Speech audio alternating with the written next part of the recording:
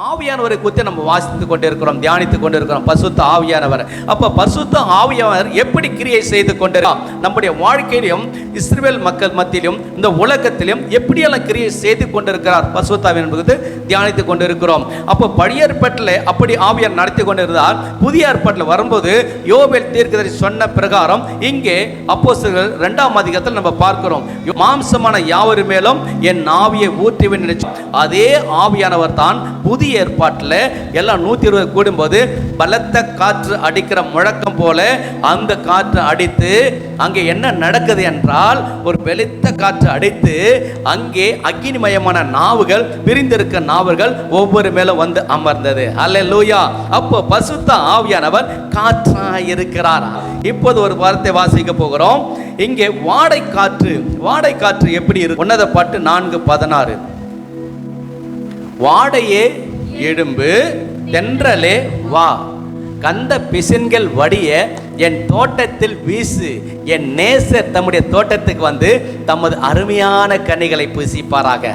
வாடையே எழும்பு.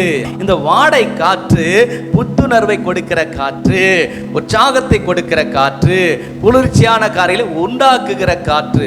ஆகவே தான் சொல்றாரு, இந்த வாடை என்பது வடக்கு காற்றை குறிக்கும். அந்த வடக்கு காற்று பாவத்தை கண்டித்து உணர்த்தும்.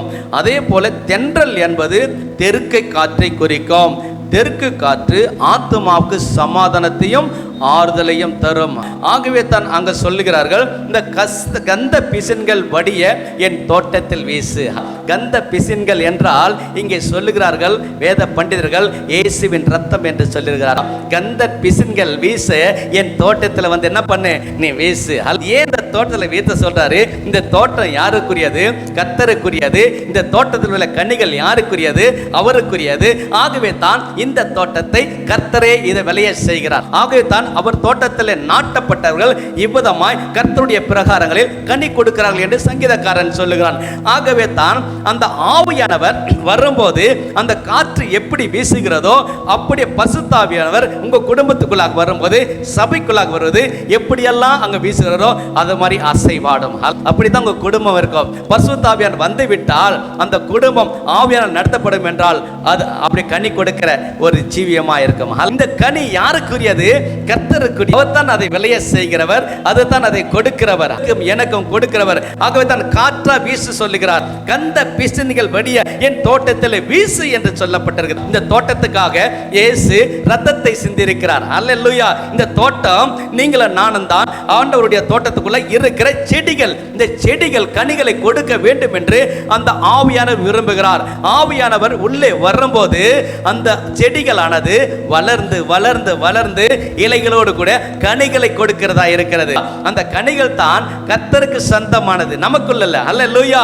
ஏன் இந்த தோட்டத்துக்கு சொந்தக்காரர் யார்? கர்த்தர். நம்ம தோட்டத்துக்கு யாரு? கர்த்தர் தான் சொந்தக்காரர். நாம் அதில் இருக்கிற செடிகளும் மரங்களும் கொடிகளும் கனி கொடுக்கலாம் இருக்கிறோம். அந்த ஆவியானவர் வாடை காற்று வரும்போது அங்கே நம்மளை அந்த காற்று மூலமாய் அது பழக்க செய்கிறார்.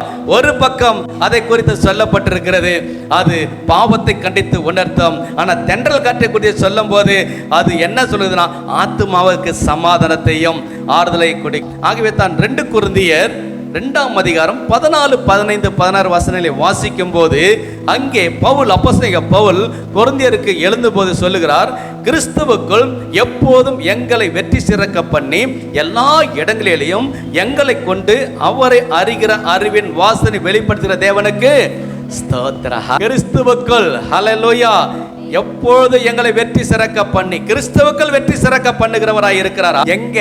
ஒரு இடத்துல இல்ல, எல்லா இடத்திலேயும் வெற்றி சிறக்க பண்ணி எல்லா இடங்களிலும் எங்களை கொண்டு அவரை அறிகிற அறிவின் வாசனை. நீங்களும் வாசனை வீசுகளா இருக்க வேண்டும். அல்லேலூயா. ஆகவே தான் இந்த தோட்டத்துல இந்த கனிகளை பார்க்க ஆண்டவரை நம்ம கூப்பிடணும். ஆண்டவரே, தோட்டத்துக்கு வாங்க, இந்த தோட்டத்தில் நான் இருக்கிறேன், நீங்க வாங்க, இந்த கனியை நீங்க எடுத்து புசிங்க. அல்லேலூயா. இந்த தோட்டத்தில் இருக்கிற கனியை நீங்க எடுத்து புசிங்க அங்க சொல்றாரு. அல்லேலூயா. அந்த கனிகள் யாரு? நீங்களும் நானும் தான். அந்த கனிகள் யாரு? அதுதான் ஆத்துமாக்கள். அதுதான் தேவன் கொடுத்த ஆத்துமாக்களை சம்பாதிக்கிறது. அதுதான் கனிகள். அதுதான் இலைகளோடு வர கனி. அதான் என் நேசர் அதை புசிப்பாராக. அந்த ஆவியானவர் சொல்லும் போது, அந்த மகள் சொல்லும் போது அங்க சொல்ல, என் நேசர் வந்து கனிகளை புசிப்பாராக. இந்த கனி நீங்களும் நானும் தான், நீங்களும் நானும் தான் ஆத்துமாதான் செய்கிற கனிகளாய் மாறுகிறோம். ஆண்டவர் வந்து பார்ப்பாரு, நல்லா தானே நட்டு இருந்தேன், நல்லா தானே நீர் பாய்ச்சிருந்தேன், நல்லா தானே எல்லாத்தையும் பார்த்து இருந்தேன், உரம் போட்டிருந்தேன், ஐயோ நல்ல கனி இருக்குதா அப்படின்னு பார்க்க வருவாராம். இயேசு ஒரு முறை அங்க எங்க போயிட்டு இருந்தாராம், ஊழியத்துக்கு போகும்போது அங்க திரும்பி பார்க்கிறாரு, சாப்பிட்றதுக்கு ஏதாவது இருக்குதான்னு பார்க்கிறாரு. அத்தி மரத்தை பார்க்கிறாரு, அத்தி மரத்துல என்ன இல்லையா, கனி இல்லை. அந்த கனி இல்லாதனால ஆண்டவர் பார்க்குறாரு, ஐயோ இந்த மரத்தை வச்சுனேன், இதில் கனி கூட இல்லையே, இதுக்கு என்ன பண்ணலாம், யூஸ் இல்லாத ஒரு மரமாக இருக்குது. என்ன பண்ணிட்டாரு, இனி ஒரு கால் மணித்தில் கனி உண்டாகுது, அப்படி ஆகேஷம் மாத்தார், நீ இருக்கிறதே வேஸ்ட்ன்ட்டார். அப்போ கர்த்தர் நம்மளை கனி கொடுக்கிற ஜீவித்தை விரும்புகிறார். உங்களை என்னை வைத்திருப்பது ஆத்மாதாயம் செய்வதற்காக. அந்த கனி தான் கர்த்தருக்கு புசிக்க கொடுக்க வேண்டும். அந்த கனியை புசிப்பாராக. தேவ ஆவியினாலே நிரப்பப்பட்ட பிள்ளைகள் கனி கொடுக்கிற ஜீவ வேண்டும். அதை தான் அங்க சூலமித்தியார் சொல்லும்போது சொல்லுங்க, என் நேசர் வந்து கனிகளை புசிப்பாராக. வாருங்க என் நேசரே வயல் வேலைக்கு போவோம், எல்லாம் கூப்பிட்டு போனோம். ஆண்டவரே ஆண்டவரே பாருங்க, ஆமே என் நேசரே, ஆமே வயல் வேலைக்கு போவோம், அங்கே என் நேசத்தே உச்சிதங்களை உமக்கு கனியாய் கொடுப்பேன். என் நேசத்தே உச்சிதங்களை உமக்கு கனியாய் கொடுப்பேன், ஆமே ஓ பாருங்க என் நேசரே வயல் வேலைக்கு போவோம், வாருங்க என் நேசரே வயல் வேலைக்கு போவோம். ஆராதனையில் கலந்து கொள்வேன், அபிஷேகத்தால் நிரப்பிடுவேன். ஆராதனையில் கலந்து கொள்வேன், அபிஷேகத்தால் நிரம்பிடுவேன். உம்மை துதித்து துதித்து நான் பாடி பாடிதேன், நடனமாடி மகிழ்வேன். ஆமே உம்மை துதித்து துதித்து நான் பாடி பாடிதேன், நடனமாடி மகிழ்வேன். ஆமே பாருங்க என் நேசரே வயல் வேலைக்கு போவோம், ஆமே பாருங்க என் நேசரே வயல் வேலைக்கு போவோம். ஹல்லேலூயா. அங்கே சொல்லுகிறார், சுலமித்தியர் சொல்லுகிறார், வாங்க என் நேசரே, நேசத்தின் உச்சிதங்களை நான் உனக்கு கொடுக்க போறேன், உச்சிதங்களை கொடுக்க போறேன். அப்படின்னா நீங்களும் நானும் தேவனுக்கு பிரியமான ஆத்துமாதாயம் செய்வது அது உச்சித கனிகளாய் மாறுகிறது. அதுதான் ஆத்தும ஆதாயம். அல்லேலூயா. வாங்க என் நேசரே, என் வயல்வெளிக்கு வாங்க அப்பா, வந்து பாருங்க. நீங்க கூப்பிடணும் ஆண்டவர் ஜெபிக்கும் போது என்ன பண்ணணும், என் தோட்டத்துக்கு வாங்க ஆண்டவரே, நான் எப்படியெல்லாம் ஜெபம் பண்றேன், எப்படி வேதத்தை வாசிக்கிறேன், எப்படி ஊழியம் பண்ணுறேன், எப்படி உபதேசிக்கிறேன், எப்படி நாமத்தை வெளியத்தில் போய் சொல்கிறேன், வந்து பாருங்க ஆண்டவரே, வாங்க ஆண்டவரே. நீங்கள் கூப்பிடணும். ஆமன். அவர் வந்து அந்த கனிகளை புசிப்பார் என்றால் நம்முடைய ஊழியத்தை அங்கீகரிப்பார், நம்ம வாழ்க்கையை அங்கீகரிப்பார், நம்முடைய பிள்ளைகளை அங்கீகரிப்பார். அதுதான் கனி. கனி என்பது உயிரோடு இருக்கிற மரத்திலிருந்து வருகிறதான் கனி. செத்த மரத்திலிருந்து கனி வராது, செத்த மரத்திலிருந்து இலைகள் தான் உதிரும், அதனால் ஒரு பயனும் கிடையாது, அதை வாரி வெளியே கொட்டப்படுவதற்கு தான். ஆகவே தான் நல்ல மரம் நல்ல கனிகளை கொடுக்கும். அல்ல நீங்களும் நானும் நல்ல மரமாய் இருந்தால் நல்ல கனிகளை கொடுப்போம். அங்கே சொல்லுகிறது, ரட்சிக்கப்படுவர்களுக்குள்ளேயும் கெட்டு போவர்களுக்கும் நாங்கள் தேவனுக்கும் கிறிஸ்துவுக்கும் நற்கந்தங்களாய் இருக்கிறோம். எப்படி இருக்கிறாங்களா அவங்க? நற்கந்தமாய் மனம் வீசுகிறா இருக்கிறார்கள். வாசனை வீசுகிறவர்கள். என்ன வாசனை? இயேசுடைய வாசனையை வீசிக்கொண்டிருக்கிறார்கள். இந்த வாசனை போகும் இடமெல்லாம் ஆரோக்கியம் உண்டாகும், ரட்சிப்பு உண்டாகும். அதுதான் பவுல் சொல்கிறார், கொரிந்தியருக்கு எழுதும்போது சொல்கிறார், எல்லா இடங்களிலும் எங்களை கொண்டு அவர் அறிகிற அறிவின் வாசனை வெளிப்படுத்துகிறார். இந்த தோட்டத்திலிருந்து ஒரு வாசனை வரும். என்ன வாசனை வரும்? தோட்டத்தில் ஒரு வாசனை வரும். என்ன வாசனை? என்ன வாசனை வரணும்? சரி, வாசனையை யாரெல்லாம் பார்த்தவங்க கை தூக்குங்க. வாசனையை பார்த்தவங்க கை தூக்குங்க. சொல்லக்கூடாது, தானாவே. ஓ, பக்கத்து வீட்டில் மீன் குழம்பு வச்சுக்கிறாங்க, நல்லா வச்சுக்கிறாங்க, பரவாயில்ல. அங்கே போனால் சிக்கன் குழம்பு வித்தியாசம் தெரியும். மீன் குழம்புக்கும் சிக்கன் குழம்புக்கும் ஏன் வித்தியாசம் தெரியுது? சிக்கன்றாலையா மீன்ன்றனாலையா? எதில் வித்தியாசம் தெரியுது? நீங்கள் போடுற மசாலாவில் வாசனை வரும். அல்லேலூயா. மீனுனாலேயோ சிக்கன்னாலே வாசனை வராது, நீங்கள் போடுற மசாலா வாசனை வரும். அதுதான் நீங்கள் சிக்கனா மீனாக இருந்தாலும் நமக்குள்ள மசாலான்ற ஆவியான உள்ளே வந்தால் பக்கத்து தெரு வரைக்கும் வாசனை வரும். ஓ, மீன் குழம்பு எங்கள் வீட்டில் செய்கிறாங்க, கறி குழம்பு எங்கள் வீட்டில் செய்கிறாங்க. ஆமாம், அந்த வாசனை பேசிக்கிட்டே இருக்கும். அப்படித்தான் பரிசுத்த ஆவியார் நமக்குள்ள இருந்தால் அவர் அருகிற வாசனை எல்லா இடத்துலையும் பரவணும். அப்படி வாசனை பரவலைன்னா, போகலைன்னா, அப்போ நமக்குள்ள என்ன இல்லை? நமக்குள்ள என்ன இல்லை? வாசனை இல்லை. வாசனை இல்லை. இப்போ சென்ட் அடிச்சுட்டு போனால், அடிச்சுட்டு போனவங்களுக்கும் அடித்து போகாதவங்களுக்கும் என்ன இருக்குது? வித்தியாசம் இருக்கும். நீங்கள் என் கூட சென்ட் அடிச்சுட்டு வந்தீங்கன்னா, சென்ட் அடிச்சு எல்லாம் எங்கே போவாங்க? சென்ட் அடிச்சு ரொம்ப வாசனையாக இருக்கிறாங்களேன்னு போவாங்க. வாசனை இல்லாதவங்கிட்ட என்னடா ஒரு வாசனை இல்லை அப்படின்வாங்க. அப்படின்னா இயேசு கிறிஸ்து உங்களுக்குள்ளே அந்த வாசனையாக இருப்பார் என்றால் அந்த வாசனை தானாகவே உள்ளே போகும். அதுதான் இயேசு சொல்கிற சாட்சி. நீங்கள் பேசுறதுக்கு முன்னாடி உங்கள் வாழ்க்கை சாட்சியாக இருந்தாவே அடுத்தவன் நேரம் உள்ளே வரும், என்ட்ராவான். நம்ம வாழ்க்கை சாட்சியாக இருந்தால் ஆட்டோமேட்டிக்காக உள்ளே வந்துடுங்க. அதை நற்காந்தங்களாக இருக்கிறோம். அவருக்கு ஆக நாங்கள் நற்காந்தங்களாக இருக்கிறோம், வாசனை வீசுகளாக இருக்கிறோம். அவர் என் தோட்டத்தில் வந்து கந்த பிசினியை போல இருக்கிறார். இயேசுவின் ரத்தம் நமக்காக ஊற்றப்பட்டிருக்கிறது. ஏன்? மரித்து போய்க நம்ம ஆத்மா இயேசு கிறிஸ்துவினால மீட்கப்பட்டு உயிர்க்கப்பட்டு தேவனுடைய பிள்ளைகளாக இருக்கும்படி, தேவ நாமத்தை மகிமைப்படுத்தும்படி, அவர் நாமத்தை பிரஸ்தாதம்படி வைக்கப்பட்டிருக்கிறது. சரி, இன்னொரு காற்றை பார்ப்போம். அப்போ இதை முடிச்சிடுறேன். ஜெபம், ஸ்தோத்திரம் இவற்று மூலமாக சபையிலிருந்து கிறிஸ்துவின் நற்காந்தம் உலகமெங்கும் வெளிப்படுகிறது. இந்த நற்காந்தம் ஆவியானவரால் அபிஷேகம் பண்ண ஜீவியத்திற்கு மாதிரியாக இருக்கும். இப்ப தென்றல் காற்றை பார்ப்போம். யோபு 37:17 வாசிப்போம். யோபு 37:14. தென்றல் காற்று எப்படி இருக்கிறது? அதனுடைய காரியம் என்ன? தென்றல் காற்றுடைய காரியம் என்ன? தென்றலினால் அவர் பூமியை அமைய பண்ணும் போது உம்முடைய வஸ்திரங்கள் உஷ்ணமாய் இருக்கும் வகையையும் அறிவீரோ?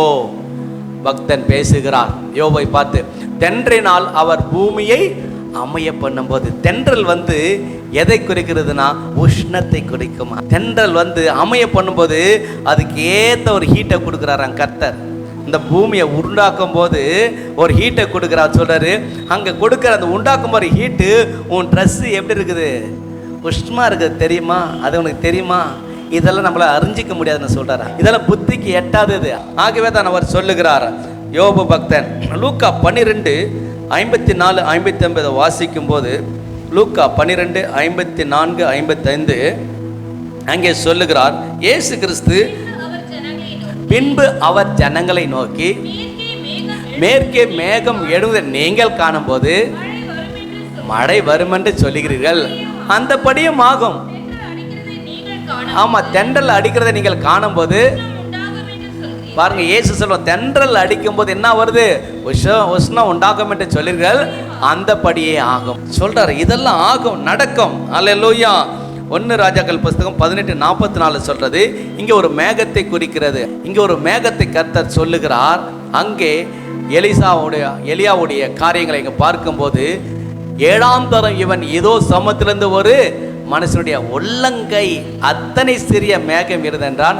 அப்போது அவன், நீ போய் ஆகாபை நோக்கி மழை உம்மை தடை செய்யாதபடிக்கு ரதத்தை பூட்டி போய்விட சொல்ல. தென்றல், அது தென்றல் காற்று, அது உஷ்ணத்தை தெரிய வைக்குமா, ஒரு காரியம் வருவதற்கு முன்பதாக அதை காண்பிக்குமா. அப்போ இங்க பார்க்கிறோம், அவர் சொல்றார், தென்றல் அடிக்கிறதை நீங்கள் காணும் போது உஷ்ணம் உண்டாகும் என்று சொல்றீர்கள், அந்தபடியே இருக்கும். மேற்கே என்பது மத்திய தரைக்கடலுக்கும் மேற்பகுதி, அந்த பகுதியில் மேகம் வந்தால் மழை நிச்சயமாக வருவதற்கு அடையாளம். மேற்கு பகுதி சொல்றது. அப்போ இங்கே சொல்ற தென்றல் என்பது தென்பகுதி காற்றை குறிக்கும். பாலஸ்தீன தேசத்தின் தென்பகுதியில் தென்றல் என்பது தென்பகுதி காற்றை குறிக்கும். பாலஸ்தீன தேசத்தின் தென்பகுதியில் என்ன இருக்குதா? பாலைவனம் இருக்குது. அந்த பாலைவனத்தில் வரும் காற்று உஷ்ணமா இருக்கும் என்று சொல்லப்பட்டிருக்குது. ஆகவே நாம் ஒரு வறட்சியான அனுபவம் வழியாக கடந்து செல்ல வேண்டியதாக இருக்கிறது. அதற்குள்ளாக நம்ம போக வேண்டிய காரியங்கள் இருக்குது. ஆகவே தான் இங்கே சொல்லுகிற அந்த கனி, கலாத்தியர் 5ஆம் அதிகாரம் 22-23 நம்ம வாசிக்கும் போது, ஆவியின் கனி, அந்த ஆவியின் கனிகள் எப்படி இருக்கும்? ஆவியின் கனியோ அன்பு, சந்தோஷம், சமாதானம், நீடிய பொறுமை, தயவு, நற்குணம், விசுவாசம். ஆமா, சாந்த, இதெல்லாம் தேவ ஆவியை பெற்ற பிள்ளைகளுக்கு இருக்க வேண்டியது. தேவ ஆவியை பெற்ற பிள்ளைகள் எப்படி கனி குடிப்பார்களாம்? அந்த கனி என்ன கனி? வாருங்க என் நேசரே, வயல்வெளிக்கு போகணும். என்ன கனி இருக்கணும் நம்ம கையில்? நமக்குள்ள என்ன கனி இருக்கணும்? 9 கனி இருக்கு. என்னென்ன கனி சொல்லுங்க?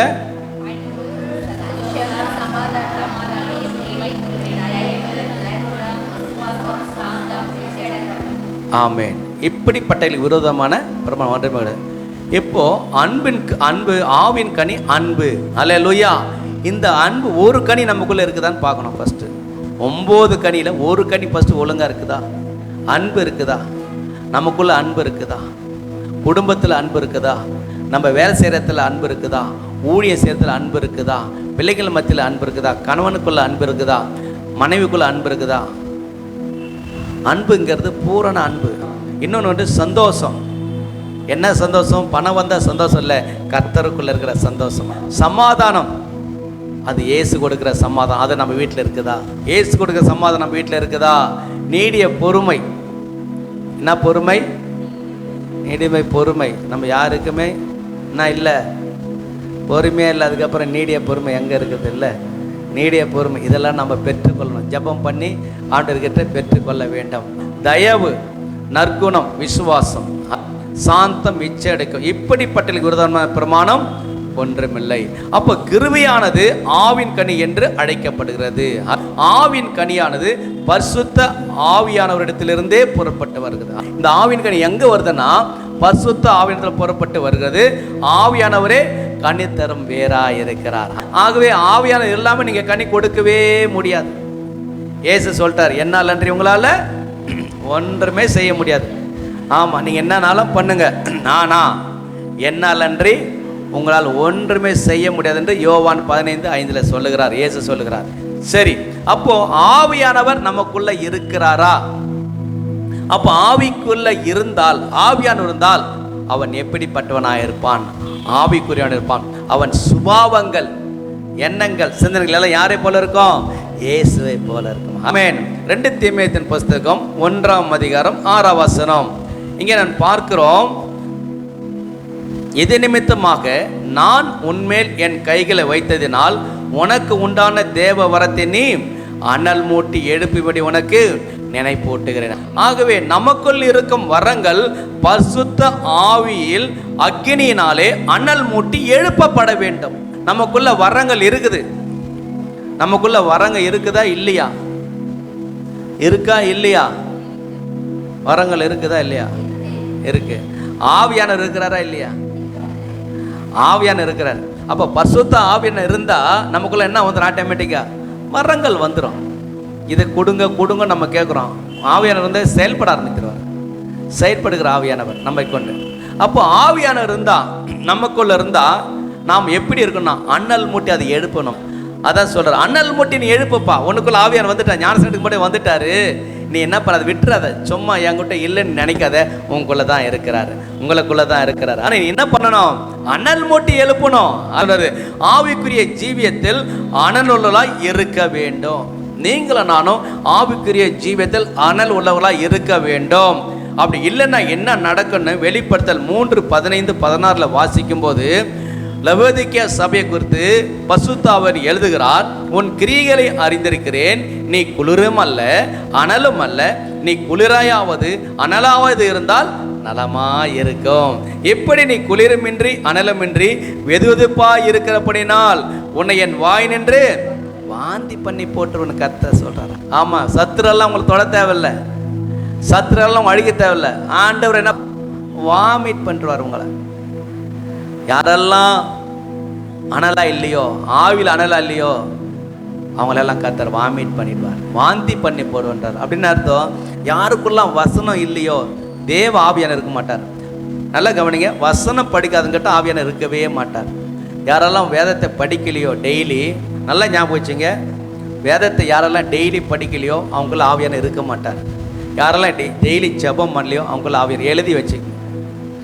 யாருக்குனாலும் கேட்டுங்க, வேதத்தை வாசிக்கலன்னா ஆவியானவர் இருக்க மாட்டாருன்னு அது மாதிரி எங்கள் ஊழியக்காரர் சொல்கிறாரு. அது உண்மையா? நீங்கள் கேட்டுங்க. ஏனென்றால் இந்த வார்த்தை ஜீவன் உள்ளது, இந்த வார்த்தை உங்களை உயிர்ப்பிக்கக்கூடியது. இந்த வார்த்தை உங்கள் பலனாய் மாற்றுகிறது. இந்த வார்த்தை உங்கள் பாதைக்கு வெளிச்சமாக இருக்கும். ஆகவே தான் இதை படிக்க சொல்கிறார் ஆவியானவர். இதை இரவும் பகலும் என்ன பண்ணோம்? தியானம் பண்ணோம். பழைய ஏற்பாட்டில் ஈசாக்கு என்ன பண்ணி கொண்டு இருந்தார்? பொண்ணு வந்துக்கிறத பார்த்துட்டு இருந்தார்.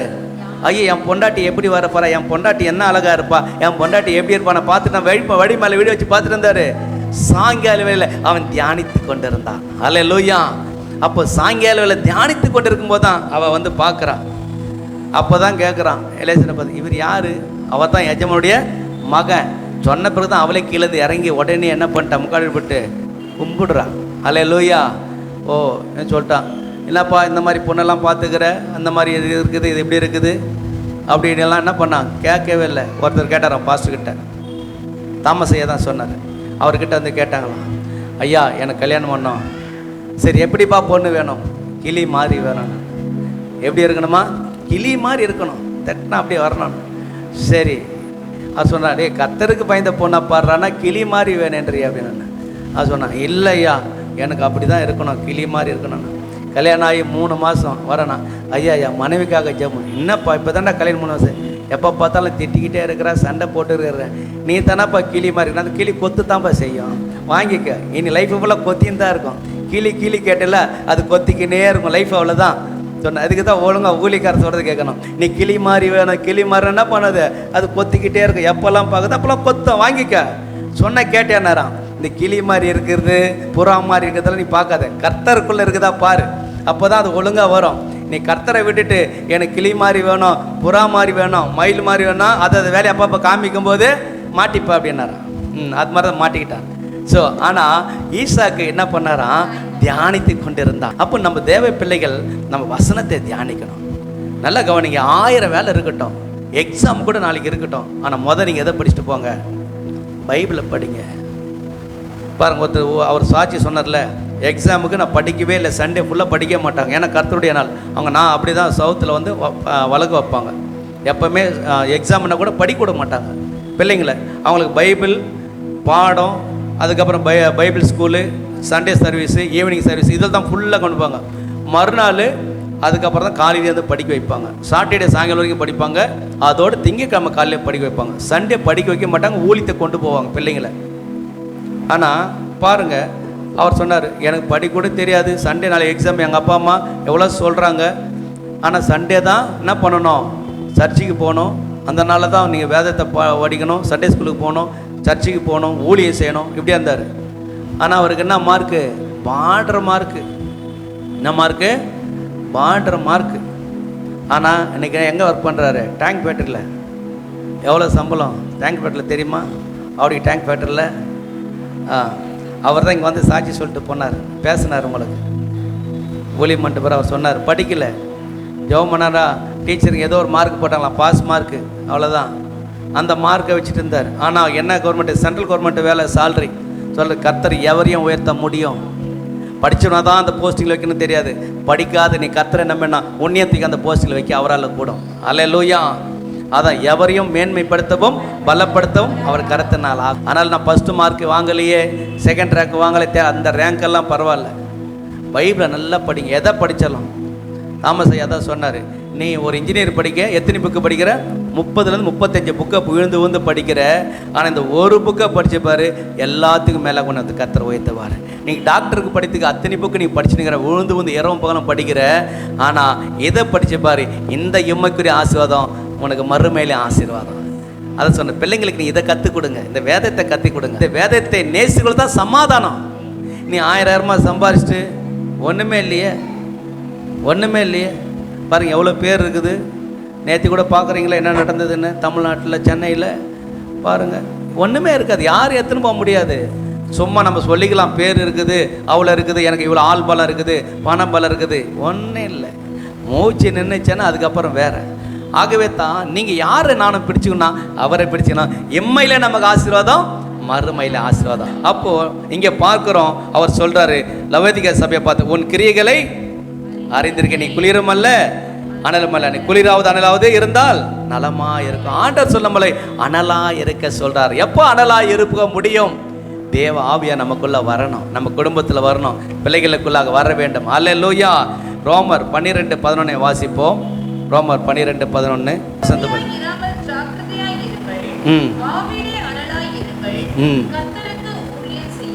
ஆமென். இங்கே ரோமருக்கு அப்போஸ்தலன் பவுல் எழுதும்போது சொல்லுகிறார், நீங்கள் அசதியா இராமல் ஜாக்கிரதையா இருங்கள். ஆவியில் எப்படி இருக்கணுமா? அனலா இருங்கள். அனலா இருக்க வேண்டும். ஆவியிலே அனலா இருக்க வேண்டும். ஹல்லேலூயா. நீங்களான எப்போதும் ஆவியிலே அனலா இருக்க வேண்டும். அனல் மனிதனுடைய வெப்பநிலையை குறித்து அவங்க சொல்லப்பட்டிருக்கிறது. மனிதனுடைய வெப்பநிலை என்ன? டெம்பரேச்சர் சொல்லுங்க. எவ்வளோ இருந்தால் நார்மல், எவ்வளோ இருந்தால் அப்நார்மல்? ஜுரம் எப்போ வரும் சொல்கிறார். சரி, நானே சொல்லிடுறேன். அதாவது 36.5 37.5 செல்சியஸ் இருக்கணுமா. அதுக்கப்புறம் 97.7 வந்து 99.5 ஃபாரன்ஹீட் இருக்குமா. அப்போ 98க்கு மேலே போயிட்டாவே என்ன வருதா? ஃபீவர் வருது. அதேமாதிரி குழந்தைங்களுக்கு இப்போது மாறி இருக்கான். 98 வந்தால் தான் ஜுரம் இல்லையா, 97க்குள்ளே வந்தால் கூட ஜுரம் இருக்கும்னு சொல்கிறாங்க டாக்டர்கள். அப்போது ஆல்ரெடி நம்ம உடம்புல என்ன இருக்குது? ஹீட்டு இருக்குது. கர்த்தர் வச்சிருக்கிறார். நல்லா ஞாபகம் வச்சுக்க.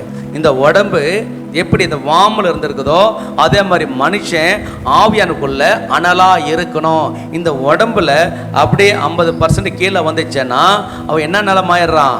அவனை சூடு பண்ணி என்ன பண்ணோம்? உருவாக்கணும். இல்லைன்னா அவன் செத்து போனதுக்கு ஈக்குவலாக போய்விடும். அல்லையா? டாக்டர் கையை பிடிச்சி பார்ப்பாங்க. நாடுவல்னா உடம்பு ஃபஸ்ட்டு சில்லுன்னு ஆகிடும். அவ்வளோதான், சில்லுனானா முடிஞ்சிச்சு. அப்போது கிறிஸ்துவ வாழ்க்கையில் நீங்களும் நானும் ஆவியானவர் இல்லைன்னா செத்த நிலைமையில் இருப்போம். அதை தான் சொல்கிறாரு, நீங்கள் ஆவிலே அனலாக இருக்க வேண்டும். ஆவிலே அனலாக இருந்தால் தான் நீங்கள் ஜீவனோடு கூட இருக்கிறீர்கள், தேவனுடைய பிள்ளைகள் என்ற அர்த்தம். ஆகவே தான் ஆவிலே நீங்களானும் அனலாக இருக்க வேண்டும். அசதியாக இருக்கக்கூடாது. கர்த்தருடைய காரியத்திலே, கர்த்தருடைய காரியங்களை நீங்களான எப்படி இருக்கக்கூடாது? அசதியாக இருக்கக்கூடாது. அப்போ ஆவினால் அனலாக இருந்தால் தான் நீங்கள் ஊழியம் செய்ய முடியும், கனிகளை கொடுக்க முடியும், கர்த்தர் நம்மளை அபிஷேகம் பண்ண முடியும். ஆகவே தான் இந்த வேதத்தை நீங்கள் இரவும் பகலும் தியானிக்கும் போது தேவ ஆவியார் நம்மளுக்கு கூட இடைப்படுவார். சரி, கடந்து சொல்லுவோம். பிற்பாடு நம்ம அடுத்த வாரம் இதை கண்டினியூ பண்ணுவோம். காற்றுகளை குறித்து ஆவியானவர் எப்படியெல்லாம் நம்மத்திலே இருக்கிறார் என்பதை குறித்து நாம் தியானிப்போம். அடுத்த வாரம் தொடர்ந்து இந்த பரிசுத்த ஆவியானவரை நாம் தியானிக்க போகிறோம். ஏன் பரிசுத்த ஆவியானவர் நமக்கு ரொம்ப முக்கியம். இந்த பரிசுத்த ஆவியான இல்லாமல் நம்மளால் ஒன்றுமே செய்ய முடியாது. அப்போ அவர் பரிசுத்த ஆவியான் உங்களுக்குள்ளே இருந்தார்னா 3 விதமாக நடத்துவார். ஒன்று, பாவத்தை குறித்து கண்டித்து உணர்த்துவார், நீதியை குறித்து பேசுவார், நியாய தீர்ப்பத்துக்கு பேசுவார். அப்போ பரிசுத்த ஆவி இல்லைன்னா இது எதுவுமே தெரியாது, நீங்கள் போய் மாட்டிப்பீங்க. ஆகவே தான் பரிசுத்த ஆவி நமக்குள்ளே வரணும். இது வரைக்கும் வரலன்னா நீங்கள் ஜெபம் பண்ணுங்கள். ஆண்டவரே, எனக்குள்ளே நீங்கள் வாங்க, எனக்குள்ளே என்னோட கூட இருந்துங்க, என்னை பேசுங்கப்பா, என் குடும்பத்தை நடத்துங்க, என் பிள்ளைங்களை நடத்துங்க, என் வாழ்க்கையை நடத்துங்க, எல்லாத்தையும் நீங்கள் ஆளுகை செய்யுங்கன்னு சொல்லும்போது ஆவியார் நடத்துவார். ஹல்லேலூயா.